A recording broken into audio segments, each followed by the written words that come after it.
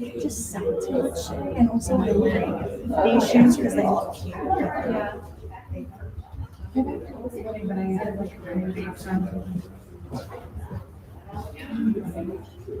You guys ready?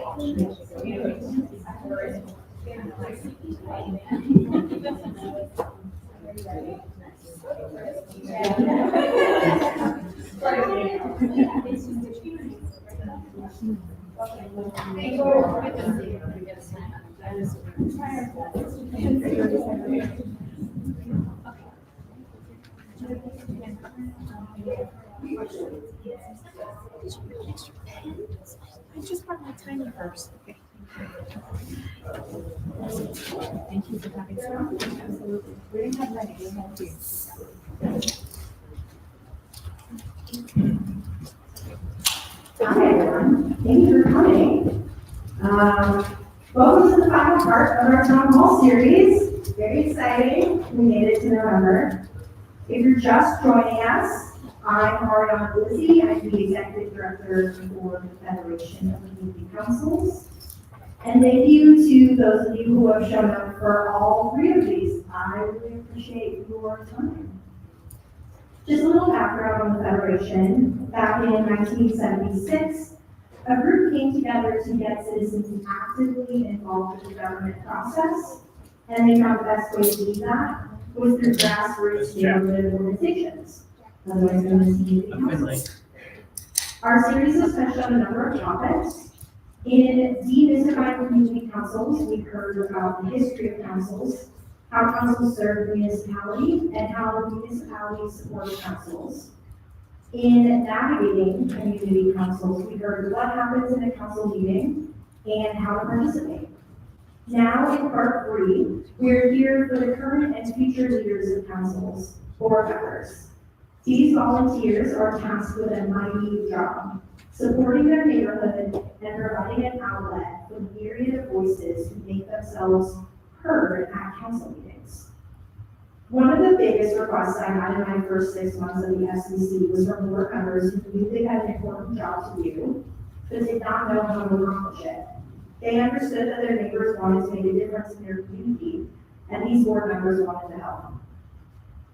Today's format is going to be a little bit different. You, our audience, know the questions that you have, so we will be having a Q&A session for the entirety of our time today. I saved some questions from previous sessions that were relevant, as well as some that have been asked of me over the past couple of months. If you have a question in the audience today, grab one of the yellow cards from the table, and you can write it down, and when you're ready for it, just kind of wait around, and my lovely assistant will come grab it from you. Keep the questions coming if you think of a couple that works. And remember, we're here today to learn about guiding community councils. As a leader in your community, how do you serve your neighbors? Now I'm going to do some introductions. First, since 2020, Lindsay Hajduk has served as the Director of Community Engagement and External Affairs for NeighborWorks Alaska. The program is focused on empowering residents to create safer, connected, and vibrant communities. She is an experienced program director leading community efforts, grant and project management, data collection and impact measurement, and more. Lindsay also leads the organization's overall communications, advocacy, and partnership development. Lindsay currently serves as NeighborWorks America's Community Initiatives Advisory Committee and the Anchorage Bicycle and Pedestrian Advisory Committee. She's previously served on boards for the Spenard Community Council and by Anchorage and as an adult advisor on the Anchorage Youth Advisory Commission and more. Lindsay completed a master's degree in community development at the University of New Hampshire. Lindsay is fortunate to live and thrive on unceded Dena'ina lands in present-day Anchorage, Alaska, where she gets to hike, bike, ferry fit, and more with her husband and dog, Pico. Assemblymember George Martinez is a member of the Assembly, representing East Anchorage District 5, and is the chair of the Community and Economic Development Committee. He's had successful careers as a community organizer, educator, hip-hop artist, cultural ambassador, and nonprofit executive. He is a former special assistant to the mayor of Anchorage and immediate past president of Northeast Community Council. Anne Rappaport came to Anchorage for a job as a temporary biotech with U.S. Fish and Wildlife Service in 1979. Got on as a permanent biologist and hasn't left. After retiring, she was conservation director for Alaska for the nation's territory for 3 years. She also served as board member of the Alaska Senate for 3 terms and co-chaired Rabbit Creek Community Council for the last 6.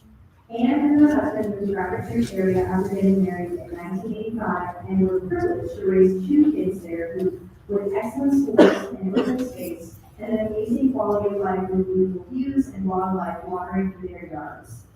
Excited that she lives next to the new Potter Marsh Watershed Park, an area she and her neighbors have worked to protect for many years through Rabbit Creek Community Council. As co-chair for Rabbit Creek, she appreciated being able to attract her community projects like being part of the stakeholder working group for the Safer Sewer Highway Project, the neighborhood gateway sign, and the resilience committee that's pursuing secondary access and mitigation for wildfire and other emergencies across the hillside. Thank you, Grace, for being here. And just quickly before we dive into the program, I'd like to thank everyone who made today happen and this entire series. A big thanks to the Anchorage Assembly and Municipal Ombudsman's Office who provided the funding for this series. Thank you to our panelists for sharing their insights with us today, and to my amazing staff and volunteers. And finally, thank you to all of you for being here with us on another Monday. Okay, we're going to dive right in with a really hard question. Why did you join your community council? And just as important, why did you decide to serve on your community council board? You know this? Thank you. Hi, everyone in the meeting. It's great to see so many faces I recognize from community council meetings and even folks I've learned a lot from. So let me share my perspective and my experience, but I'm excited also to continue learning from you all. I started participating in my community council when I moved up here about 15 years ago. And I was a renter, I didn't know who we were, and I didn't know why we were hanging out in the children's library at Adams Star Elementary School. So that was my kind of introduction to the community council. But I knew that they were a way to get to know what was going on in the neighborhood and to find ways to get some change happen. So I kept going, and then when I moved to Mars, also tried to learn more about what they were for and what they were about. At that point, I was really involved in technical and pedestrian advocacy, and still making some of mine today. And I learned that community council is really a place to go to work with your neighbors and figure out what your goals are, what you want to see in your community, and the built environments, everything from roads, trails, parks. That all can really be integrated within the community council, and then we can really advocate and make things happen. So that was what started and drew me in, and I still go because I really think that it still is one of the best places to get to know your neighbors, to hear the different issues that are going on and what other people care about, and to try to find some solutions together and be proactive. I think a lot of times it can be confrontational, and the concept of fighting against different things, and there's a place for that, but I also had the opportunity to be proactive and fun And thanks. Yeah, Lindsay said a lot of good things that I agree with. I set out to Rabbit Creek area since '85, and initially raising a couple kids didn't know many. There were some community council meetings, and there was an issue I heard about that I felt really strongly about. And in my area, we still have open space. So these new subdivision proposals that would come in, and sometimes I'm in an area where there's 1 acre lots. We have very steep terrain. We have very important drainage that supports the Potter Marsh. And also there'd be a proposal to put in 3 or probably per acre. And it's like, you can't put in that much permeable surfaces and that many houses beyond the carrying capacity of the land. So those are the kinds of issues that I was very interested in, got involved in, sort of on and off over the years, I asked me if I wanted to get more from the council, I was raising two kids, working more than full time, and studying that all the time. So after I retired, and I did get involved, one of the very important things in our community council, and hopefully most of you have your own neighborhood plans. So our hillside district plan came out in 2010, and I got involved in one of those meetings. But that's, kind of our Bible or our bread and butter for how our community came together over a couple-year process of providing input on how we saw the future for Rapid and this was the articles that actually was on the city council kids. And then about 7 years ago, we had a very contentious chair of the community council, and the meetings were horrible. I mean, they were just, it was, anyway, and so some people encouraged me to get involved, and some other people got involved, and I got on board about 6 years ago and started becoming a co-chair. And that's a model that we used, and it's been really helpful because if you have two relatively president, chair, and vice chair, and vice president, by having two co-chairs, you can alternate in weeks of meeting, or, one person can do a couple of row, like, you want to be gone for a month traveling, it is okay because there's somebody else there. And so it really helps spread the burden, which I think is one of the things we find in community councils that often there's a couple of people doing a lot of work, and there's other people that aren't doing very much, and, we really need to get more people doing little bits so that we really are working across the community.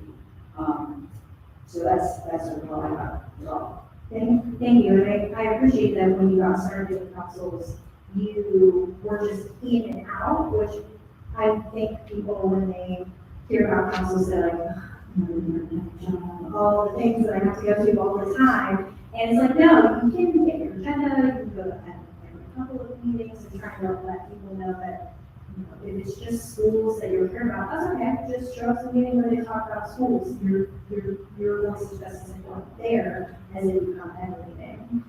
George, how did you get involved? Hey, good evening, everyone. A little differently, my first interaction with community councils was through my former role as a special assistant with the mayor. At the time, the work for this administration wanted to be engaged in community councils and have people attending community councils more often. So staff was given tasks and had a portfolio of different community councils, including their home community council. And so I got exposed to the Northeast Community Council by being in a different space than the average kind of person from the community, and got exposed to various community councils along that same way. I stayed connected to the community councils because I believe in that work mission that Berkeley's administration, because we inherited a gap, a separation of the relationship of the trust, and it was part of the agenda to reestablish it, develop it, but also reimagine what these spaces could be when we deepen participation, when we think about engagement, when we think about diversity, all those sorts of questions I know my portfolio there. And so I stayed connected with the Northeast, obviously, it's my home community council, but it's also one of those community councils with lots of action, lots of activity, commercial activity, development activity. It's not a sleepy community council in that way. So lots of pressing issues, especially in ethics and safety. And so I stayed connected because when I left the administration, I thought it was important to both show that people who have stature in communities can go back to community councils and reinvest their time, and I wanted to reinvest my time. But I also saw challenges when I engaged at the staff level with community councils that I thought I could help improve. And I had opportunities to work with leadership and step into the leadership role. And that's coming out of the pandemic separation time. And so it was really an opportunity to spark some reimagining of what I think was like the new technologies emerging and transforming, and now that let's get back to the face-to-face opportunity as well. So my tenure was to continue to perpetuate and see our community get back on track. So thank you for a while. No, I really appreciate that. And something I've talked about a number of times in this series is that councils are a great place for people to get their toes wet if they're interested in further public service, because the barrier to entry is showing up at the meeting, right? You don't have to have an education, you don't have to have a background, you just have to live there, and you can kind of learn the rules, learn the format, and learn how to engage with the public, and if you're interested in further service, it's a great little step in. Can I add something? Yeah. I guess an excellent Right, point. because I know when people are running for the assembly, I think look at things like, well, what's their community council statements? Because it is really a very first step into sort of learning how municipal government runs, how things are approved, and where you get to have a voice, and it gets into a little bit more than you're just an individual. Absolutely.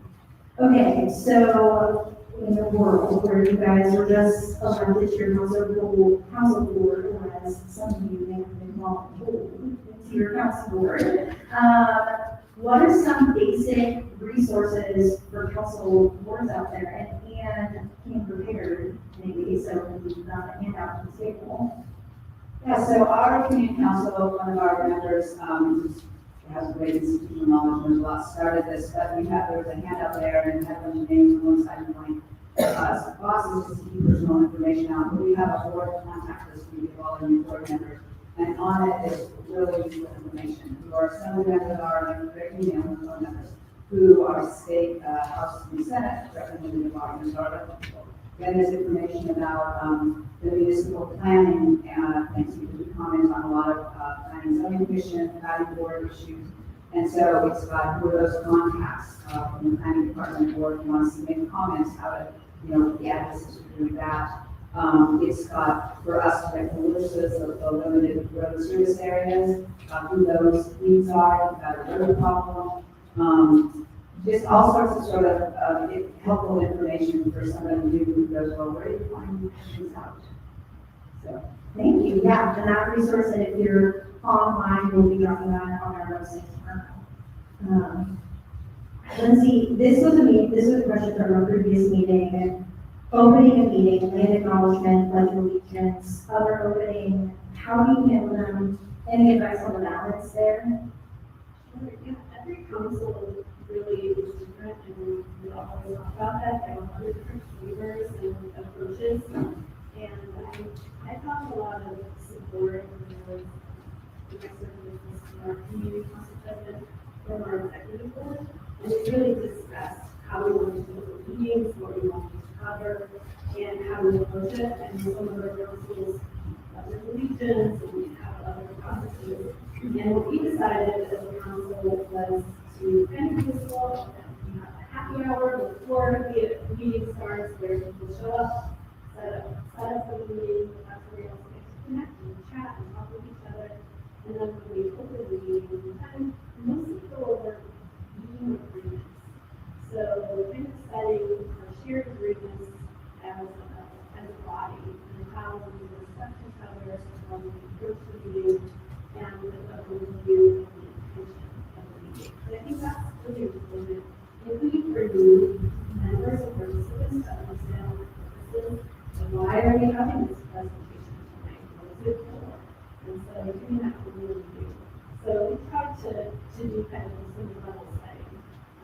And we're less about formal processes and systems. So we recognize that you've got to be brief, you've got to be to the point, you've got to bring people in and start that welcoming experience. And I think our current president, who happens to be in, continues to do that, and we can really set a tone and create a space for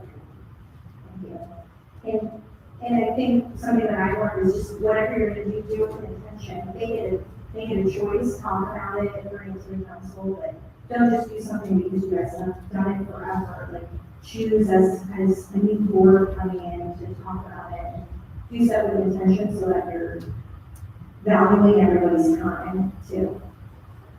Okay. So, okay, like I have a ton of questions, most from previous audiences. Outreach, a lot of councils wish they had more attendance. They want their, and I think there's a question of, well, there's only so many people that really doesn't matter what they're saying, right? And councils want their resolutions regardless of how many people are in the room to still be of value. And so one question we got was, we're trying to grow our council membership. What strategies can we hopeful for councils? I'll start.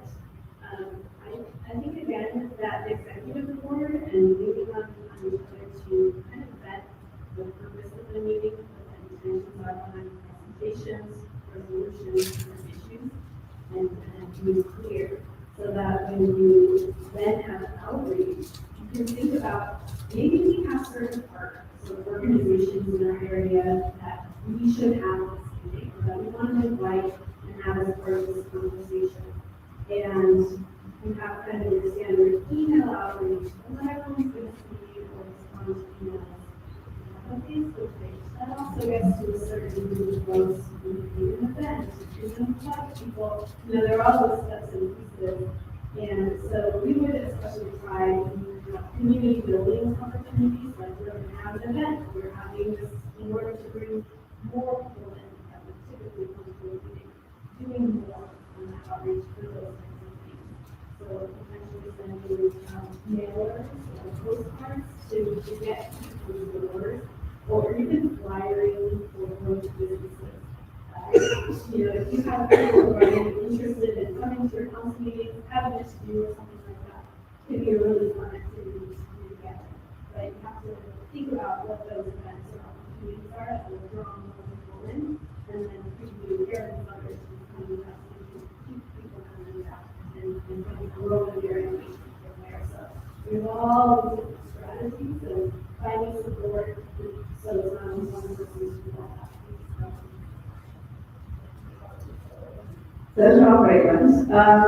So one thing we have, part of the Zara is about, we have some signs that are on Sandy boards, and they get put up usually 2 nights before the meeting, and they say Thursday, community council meets, and then we have a changing thing, middle school, and then we're just, 4 years, which is soon. We'll put those at the off-ramps on Yarn, Rabbit Creek, and then Fire Valley Road, because those are basically anybody who was commuted out for work is going to come back and go right those off-ramps, and they'll see them. So we've asked many people like, how did you know with us? And that's one way. The other thing is, a couple of years ago, we had a younger member speak up and start a Facebook page for us, because we tend to be a little older, it seems like. And that's been one of my frustrations and goals, is how can we involve more younger people? And like I said, when I was, raising kids and all, I didn't come as regularly because you're just busy. And that was a boom to Zoom meetings, because then you could just stay home and watch your kids doing homework and you participate.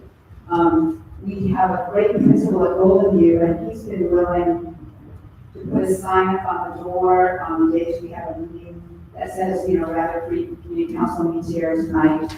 That was fine. Anyway, and I asked at the elementary school once, and they said, "Oh, you have to send a notice to the school district 2 weeks in advance." And I was like, so we haven't followed up there.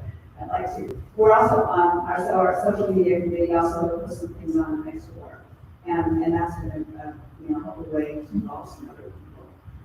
Next door, I'm gonna be mixed messages. I hear some people for and some people against. I don't find myself regularly on Facebook, but I think all the time. I think I heard that somewhere. I would just share, I think I agree that there are those tactics that folks use, and we utilize those as well. But when I was on the community council, before I was president, and even before I was in the executive committee, I targeted a committee that wasn't functioning so well, that was aligned to a passion of mine. And we had to place-making community. And so I thought it was like the opportunity to say, look, there's my interest. And how can I, if we want to talk about improvement, people talk about this as part of our strategy, the council can recruit broadly, but it's also, grassroots organizing 101 is you recruit those nearest to you and the ones that have most root proximity and touch with, because it's like 7 touches for conversion, essentially. This is voter engagement, this is kind of grassroots organizing 101. And so I had already a track record of doing public engagement art projects in Anchorage and a long history of doing that work in bringing people together as a result. If you don't know, the trash cans and all that on the road downtown, definitely those started as part of an initiative that I was involved in. I hopefully you can see, I believe traveling. But the point was, then it gave me the opportunity to go look at constituencies and allies that I knew already to get them interested, not in the community council work, because it's hard to explain all of that. You have to be exposed to it, you got to see what it is. And it's also not the most interesting to explain, because you have to have certain shots to put up with the work. But where people are interested, they make it their foot in the door. And it was doing that sort of work, and then that I saw a real opportunity, a real growth, and people who are aligned to some shared interests. Made some community visitations off-site in between the months, going to let people know we're doing this work and this all stuff is happening. But organize a community project around that community. Then people got involved in skin in the game, a little stakeholder incentive, like I'm a part of something. Then the governance questions, the operation questions, the other things, you know, you get exposed to, and you know, if you're exposed, you don't have to be able to stay. Yeah, and I guess hearing from all you guys and hearing more about agenda setting as being an important drive, right? Whether it's what will drive people, you know, I think most of the time something's going on in ASC, you're going to drive insurance, right? If something's going on policing, that's going to drive the group. So I'm just going to stick around and come back, but somebody from a previous audience asked, how do you form goals and action items as a community council? I oftentimes feel as though we're presenters, but we're not working towards a shared goal. We have a really strong land use and transportation committee, and I think because a lot of our issues revolve around those kinds of issues. And so we meet a week before the main meeting usually, and there will be issues. So, you know, community council, you have both reaction and action. And sometimes you're sort of, oh, you're reacting, like, oh my gosh, here's this planning and zoning ruling that we want to comment on, here's this planning board thing. And so there's all those things you have to look at. And then there is the more like, what can we do this innovative, what can we do to build our community? So, you know, people suggested things like I mentioned, this neighborhood sign. You know, here's your neighborhood, like Rogers Park, turned in, there's a sign that says, look, I'm here. So we've got, we worked to get approval for the BLM on the little property corner of Seward Mountain Creek, we got approval, and with them in the community, and so now we're working on getting a sign where they'll say, welcome to Rapid Creek, and we'll also have design language on it, appropriate for the sign. And then another, you know, sort of proactive project, schools on trails. We've been trying to get a project to, there are no walking trails to the schools in our area. I mean, the bus is a quarter mile to Bear Valley Elementary because you can't send your kid out on that to walk to school. You know? And so we're looking at, you know, we get a trail between Golden View and Bear Valley schools, and then all those neighborhoods that would be safe and walkable. So those kinds of things kind of come from our innovative members and interests, and then my own special community, something like that. But we do, you know, think about what we do to improve quality of life in our community as well as the outside.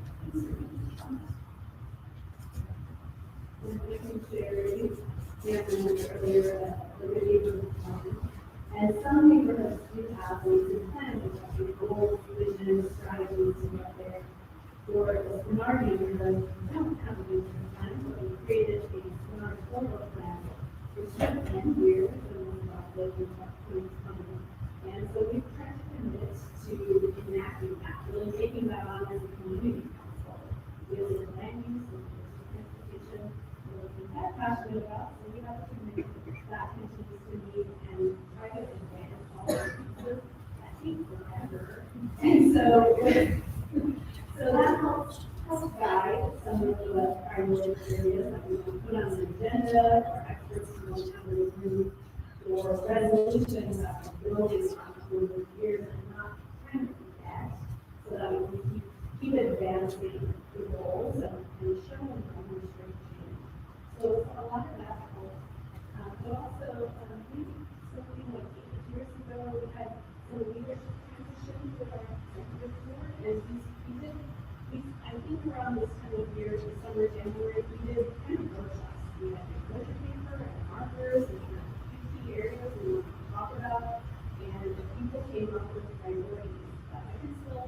reflect on today, and we're still reflecting on our priorities.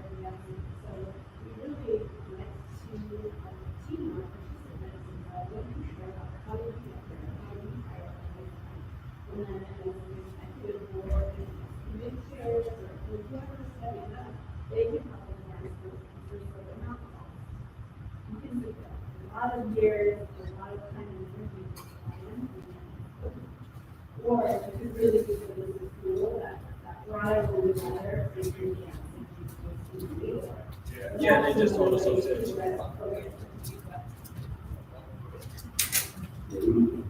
Yes, and then I'll just go over a couple of some things and then, you know, you inherit, just considering the nature of community council, the nature of, one of the questions that we prepared for, that I think people had asked in previous times were about, you know, the nature of community council being made for long-term residents who are entrenched in the community, but about more who are residents of the Trenton, who are different interests in the community. And I think this goal setting and goals and agenda setting is really where sometimes that program needs to go. It's easy for little folks to walk in and see an agenda that is already been set from a district plan that seems to be a decade old, that has folks who are clearly, no disrespect to any individual, but from my vantage point, some folks are clearly disconnected from the current moment. So they're carrying the interest of like a decade ago, this is what we decided, but like the conditions in the city have changed to some extent. And so then you have a problem. We have new members who say, hey, wait a second. And how do you get agenda setting from the vantage point of there's history and there's these like long-term agenda items that people track. And so I think that I just want to flag that tension exists in that space. And then also, and maybe it's perhaps we should look at reports and plans as living documents of the moment, because even the way we measure stuff has changed. The tools of analysis are different. But on the other side of that, I tend to look at, as the president, make sure I understood what the direct action out was. And so that was a term that it kind of brought into my community council. What is the action out? Maybe there's a presentation that doesn't necessarily have a direct action, not a request for the community council. It's education, information. Well, then, the action out is for us to take that and have all the consideration we want to feed. But turning everything into some degree of an action out and having a welcoming opportunity for people to feel that they don't have to know everything that happened in the past to have the opportunity to say what their issues are. And most of them are community council, I think a lot of community council hold space with that, but it's honoring that with making sure that they can also turn it into a community work, turn it into some other item that essentially could become work product for the community council and for people. I do have a federation is many representatives, I say, we want from the benefits, like, we can show up, but give them something to do, it's gonna be more impactful, so, yeah. Well, I just wanted to add one other avenue uses the annual CIP capital improvement program projects list. So every year, the community councils are asked to provide their list of top projects.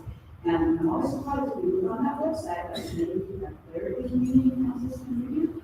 And we've learned that the assembly will look at what are the top priorities there, and they'll use those when they're coming up with their list of projects that they want to take to GMAC. So it's really important to get the top projects there. So that involves some study, talking about brainstorming, and it is an evolving list. So the projects that are numbers 1 through now might not be moving on the list 3 years, 10 years ago, because they weren't even then, and things change. And the last couple of years, we have asked our state House and Senate people to meet with us early in the session. We give them a briefing paper of a couple pages on what strategy the community council working on, what are our priorities, and then we got them to involve us in pass this project, or ask what that stands for. But it basically is, if the state legislature is going to put anything in the budget, there has to be like this 2-page summary of the community councils. And so by letting us write up this project proposal, church? it gets in a very good step. That's not mean that our legislators will then actually do that. But usually they do try to move this up. And we have through that process a few years ago, without money for our resilience program, which is another strong commitment, working on wildfire mitigation. And that goes beyond our fees, kind of whole profile. And it also relates to other emergencies, the same thing, we have to people out there, and also having their disabilities with unrelated streets that they can, what's going to happen. So being able to, have a dialogue with legislators, and so we didn't have that, which is important. Contributing to, letting them know what are the priorities in the community council, after we get some action for this problem. Just to follow up, the step, the most durable ideas that have come across time. But as a new member has come in and they're like, well, I want to see this happen. That's where the education opportunity. There are things that you can do by direct action. We're going to go to a partner, but the CIP and working with the state usually takes 6 years. These projects, the incrementally get moving forward. Then you can build, at the same time, you want to build an advance, right? Your constituency voices and those relationships with other folks who can be influenced, can drive them. That's usually where you do some long-term kind of intentionality of where the community investments want to be headed. And helping new members understand those processes is really important. So I find a lot of folks just don't even understand how these things can actually happen. And then the range of needs and the competition across those needs, across the absolutely. I don't think people really understand that we're trying to squeeze every single dollar out of the rock possible. And it's very difficult often it takes time. No, and the Federation is gonna have its first training on Wednesday for CIP training in Chelsea, Cornwall, will be there, and me. So if you're not coming, we're not gonna make sure you tell your delegate to pay attention, or you can watch our YouTube afterwards, we'll have that training. But we intend to do more training around CIP because I think it's an important community elements that, again, isn't talked about when it comes to councils. People are not aware that they can think about the future of their neighborhood and really tap that away and invest in. And again, we do look at these things now. I know that's that. We do look at these things. We refer back to them. It is, think of it as there are a few elements that need to happen so that there's alignment. The community council has it on the list. It already exists on the list. The state legislators have it on there in their CAPSIS. We have it on our legislative priority as assembly members. That's the harmony and the chorus singing in the same direction. Does it need to happen? No, it means that we all say we really intend that we want it to happen, and it will happen this year. And then we keep doing it again. So next year we say, well, we can't have a good priority, because sometimes that $10 million project needs to be broken up into $1.5 million for the first years and ask them to do a study and do some other things, and it takes some process to roll, so I can't give the full 10, it takes a process. But the alignment is critical, and we rely on community councils to put those lists together. And we're always urging them, hurry up, when they're not publishing them. Yeah, no, we're really excited to work with Chelsea, who's just moved into her position, and really do some great education around that. I want to give you two a chance to respond as well, because George brought up the question, is there a place for more transient residents, so even military members who may have only been there for a few years at council meetings? How do you view the role in the process for our non-homeowner landlords and events? Yeah, I think having community plans for military members for different neighborhoods, recognizing that they also represent those who maybe aren't housed, but living in this boundary. There are so many shared values and shared goals that all these different people represent. People want to be able to live safely in the neighborhood, so how do you do that? And voices. And I'd say across the board, in order to be involved in the community council, it does link to the realtor, it gives the homeowners or business owners living in that state and know that there is this process of the community council.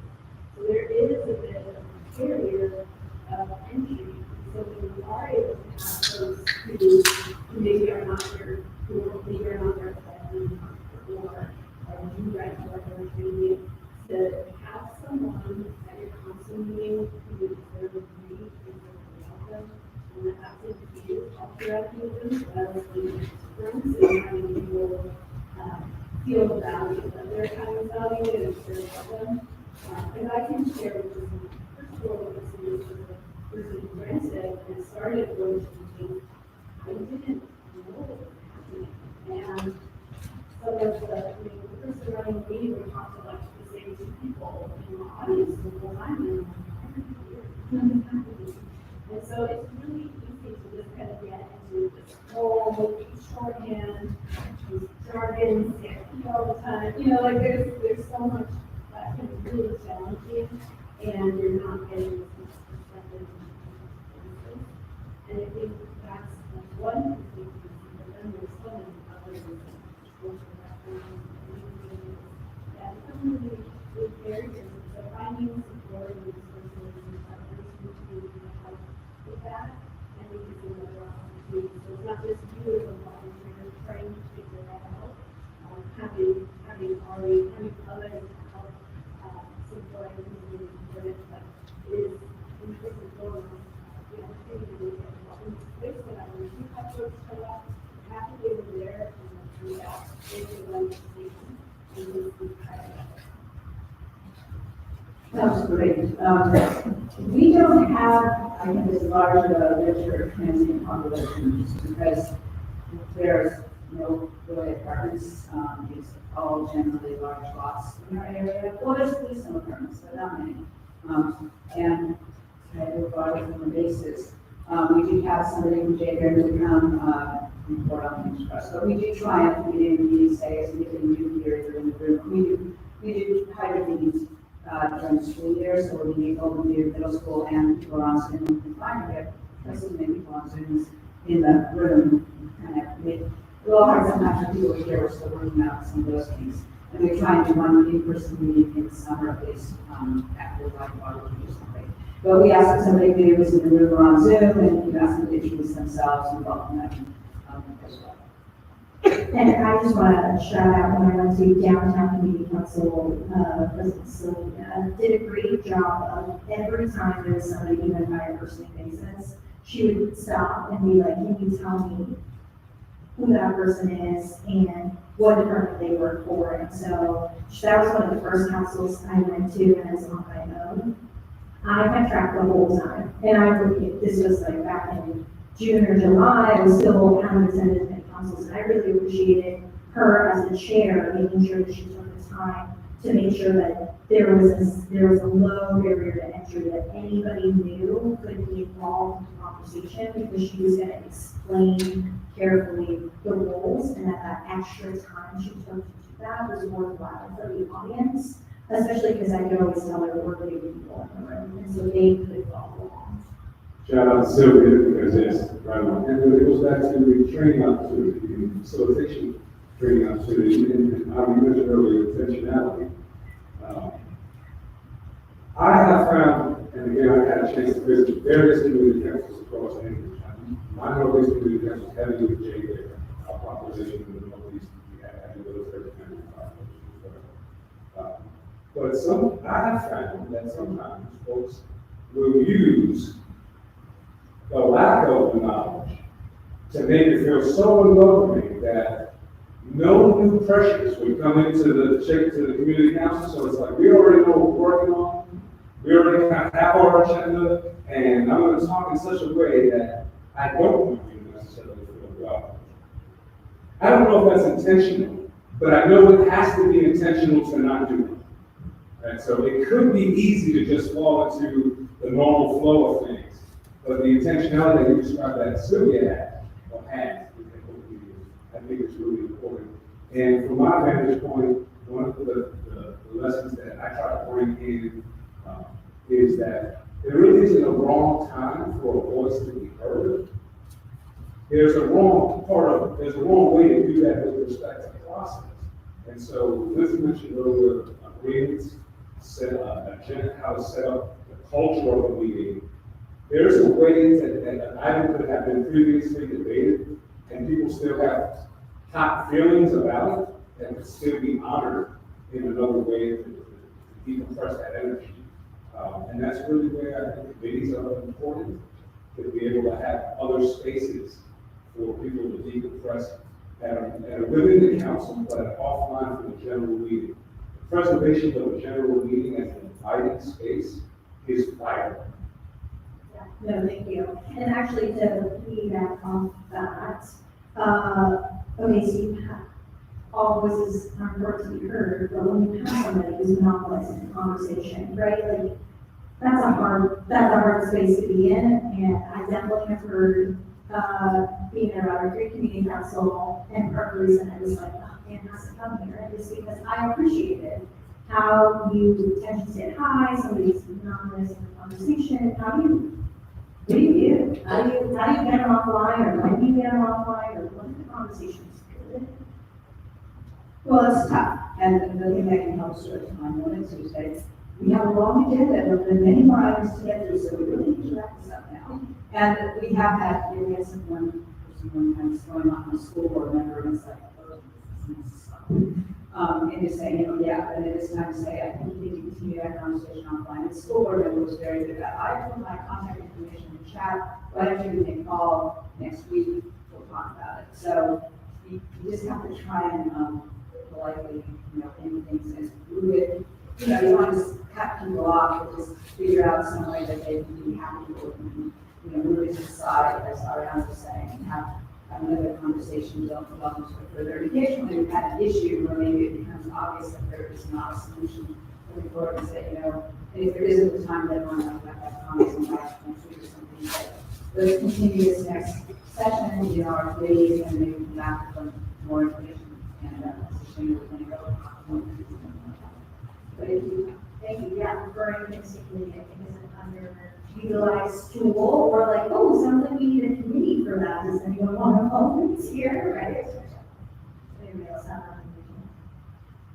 anything? Everything that you said, and I think that there is this delicate balance in facilitating the meeting.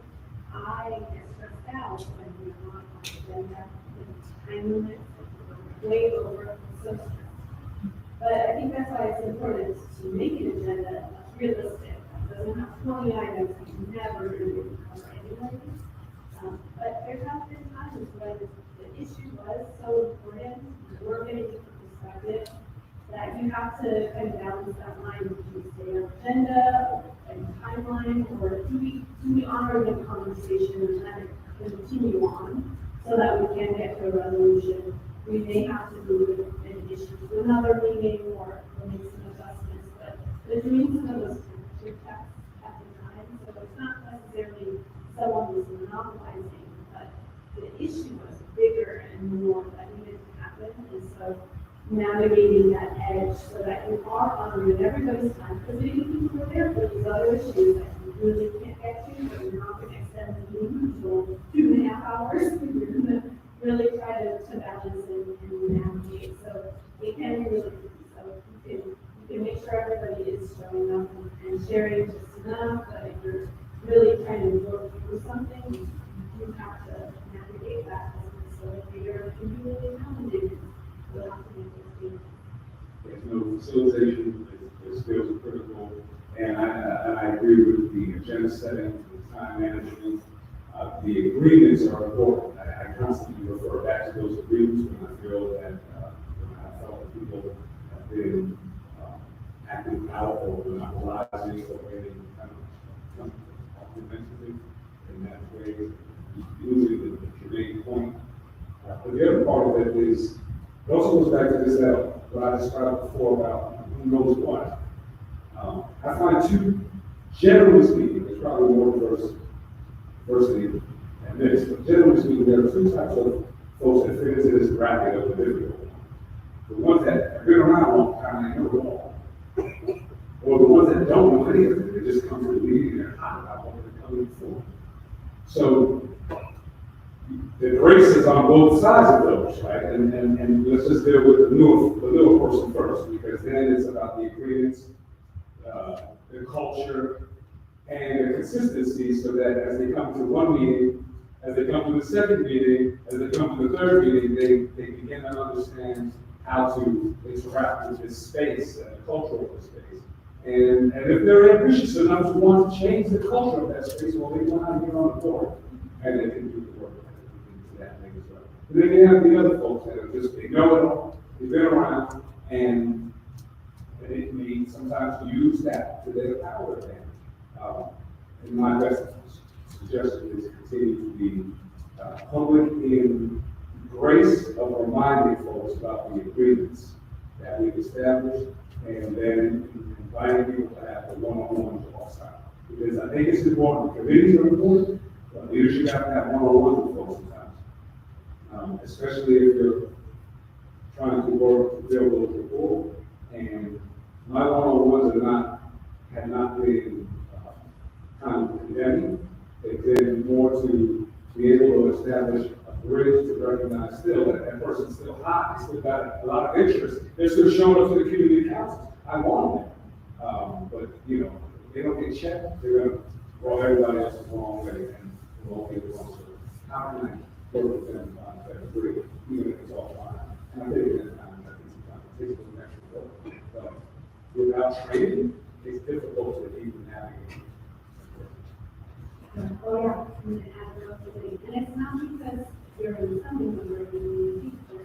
But sometimes the people who take a lot of time to talk about the updates, the legislative updates, the assembly updates. Put a cut on it. 3 minutes, I love it. We're gonna 3 minutes. Yeah, not everyone likes that. They're not just the timelines, the timelines, like, all right, well, it's a little bit of coaching for them, like, we care about these issues, come to the community to tell us about these things. Keep it focused. You need to feedback, let us know. But then you'll see sometimes we'll get to a flow of the conference, 15, 20 minutes, and there's questions and answers, and they're not listening to you all then. You know, they're just sharing what's there, what's on their mind. So that's another piece. I think a lot of times our council meetings are heavy on the updates for decision makers. So they're there, they should be there to hear what the council has to say in this discussion. So making sure that we're focusing them and keeping them present for the rest of the meeting. We spoke about that, you know, we've changed our agenda around over the years. Right now, we have our new business action items section first, and then we have our updates. So, you know, unless we know that sometimes there's a huge issue going through that week, like last time we had the Fair Valley closure. So we had that up front, and we told after school board members to, you know, respond to some things during that part, as well as on the update. Yeah, and Hoffman did this recently where they had a theme council meeting where they spent a whole council meeting talking about ASD. They had a bunch of different topics and they wanted to go visit, so that's like agenda setting. But I think what you guys have all talked about is just the role of the chair, which ultimately it's the job of the chair to decide when it's time to move on. Sometimes it's just time to move on, and that can be our decision. It's not going to make everyone happy, but I think that we need to uplift our chairs to make the best decision that they can at any time, and the executive board stand behind that person and support that work, and then that's where community agreements are established. Yes, we want to respect everyone's time. So we had a great question from the audience. How can community councils cooperate or coordinate with each other? Yes. That's a great question. I'm looking at Kathleen on the West Anchorage, community council. There are a lot of different ways to do it, and with the SMART hat on, we would come together and do a candidate forum here to think about what are the issues that we heard about in West Anchorage, and they're different for each year, but we wanted to know what the other issues are that matter. So that was one way that kind of somebody that brings together nice parent. But also like, we were staff, I get to work in partnership with the Fairview Community Council. And we're doing so much work and doing this together in the neighborhood. The key piece of that is also working with the nearby neighborhoods and this opportunity to try to figure out what this big vision is for the neighborhood, but how do you translate it out, knowing that all of the neighborhoods have impact on each other, and we want to understand what those goals are and what the visions are, and how it all works. So it's showing up at meetings, and writing books to communities, doing presentations.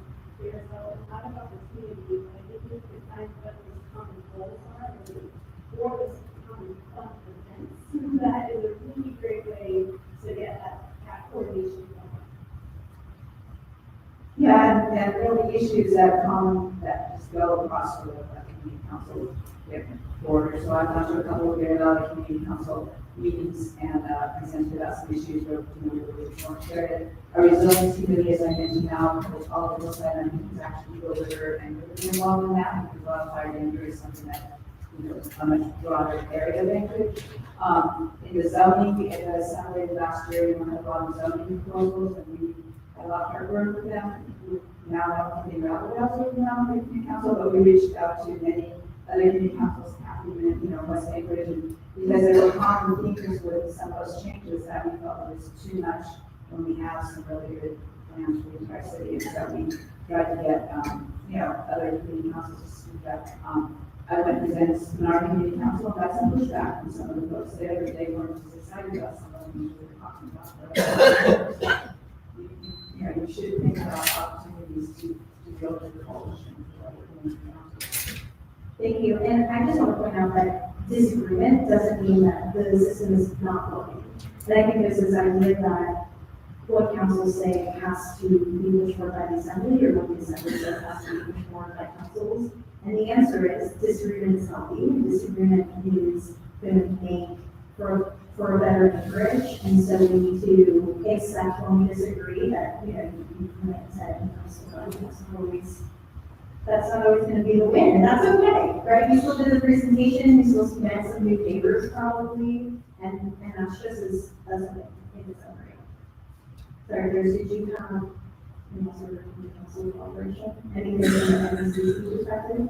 Well, on Muldoon, we have North Muldoon and South Muldoon, so that's kind of an end spot. We have already shared interest of the regional questions, and so when the school closure question is emerging, like one now, or when there's something positive, like with Karen Bronco, and the Bronco was on her community council, and she was working for the challenge grant for the grid.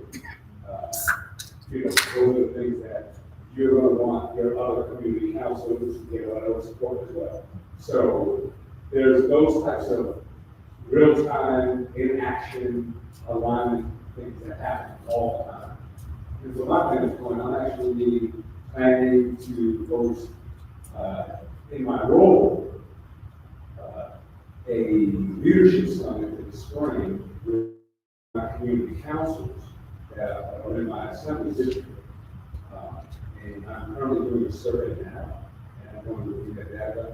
I want to better align that kind of commitment of aligning and building some institutional relationship while we still have the window of opportunity.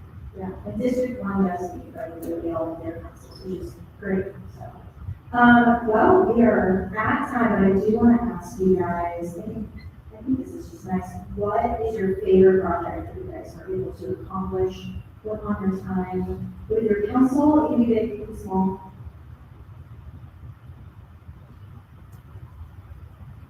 No favorite projects? I know, I like trying to figure out. Which one? Yeah. We just hosted our trick or treat district event. I think a lot of councils have block parties or picnics, those kinds of things. This is our take on safe trick or treating on trail connection that is safer than dark sidewalkless neighborhood. So that one is always one of them. It's magical. It's a snowstorm, which is great. But I also to take a shout out to over here to do. I think that community council is really pushing for this lot of councils to do. And that's with partnership and direct funding support from the department of community. But there are lots of different institutions all across our community where we can find some strong partnerships and really move big picture goals and find the resources to do it. So we're hearing the ability to reconnect and feel the need of that across the highway connection. We're really trying to do it in fairness. Fairness shoulders so much for acreage, and it's time to really assist them, not push it off. And I'm inspired to be able to work with the leaders, business leaders, and folks in the field. So, hope to be able to hear from this and talk about that.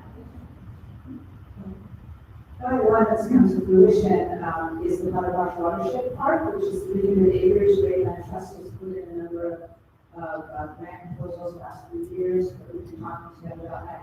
It was basically initially 100 acres that got proposals and developments over the years and then worked out fortunately. We want to put senior housing on the side.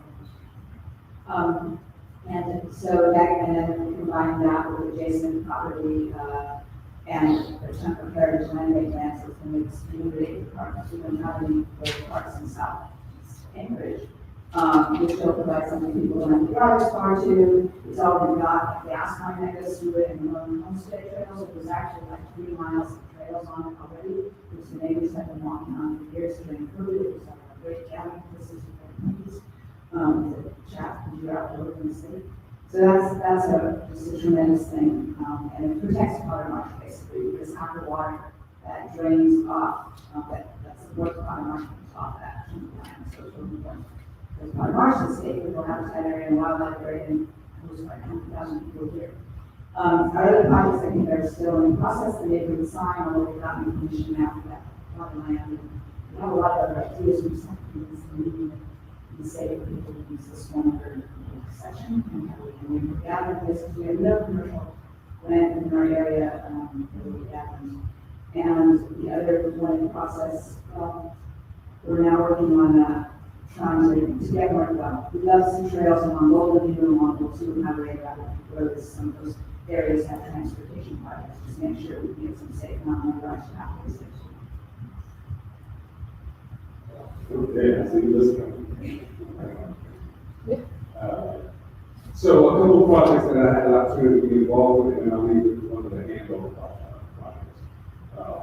I was the president of the Northeast Community Council when the Centennial Park debacle was going on. And so that was a critical moment where we utilized what was happening in the communities to build our constituency, and our community council meetings swelled up double, triple, over the course of that summertime. But I was very proud of the work we did as the Northeast Community Council to mobilize our voices, discontented around the treatment of our folks and our community. Then I helped to bring back the spirit of Old New Picnic, because it was a pandemic cost thing. It had been an annual picnic that was going on for quite some time, and to bring that back and get that out and see face to face was a highlight of fun. And in that same park, Chauncey Walden Park last year, there's a bathroom shed with a couple of the porta potties, and there's a shelter around the porta potties that had historically been vandalized, burned and torched. It was replaced with a aluminum sided shed structure that was immediately vandalized with graffiti and et cetera. And I worked with the community council. I'll give it a short version. It was much more fun than when I was starting. I worked with the community council to put up a mural on that last summer with the folks at Farmers Market as well. That mural has been up all year long without any other vandalism, and I told the Parks and Rec to track how much money they saved in maintenance versus past years. So I'm really proud of that. And when I took Pete Peterson's role, which was my predecessor, as any good council person should also do this as well, ask your predecessors what were they working on and didn't take you. And I asked Dick Peterson, what was the thing that he wanted to do that he couldn't get to do? And it was the mixed-use transit hub. It could be a library and possible rec center. And I carried that work forward now in my role on this end. So what starts with the council sometimes can have impact later on with the council. Thank you. Okay, folks, that's it. Can I get another round of applause for our panel? And I really hope everyone walks away with a couple of gems from this evening. Before we end, real quick, check out the agenda. There's 2 QR codes. One is for the survey. I know, I really love surveys.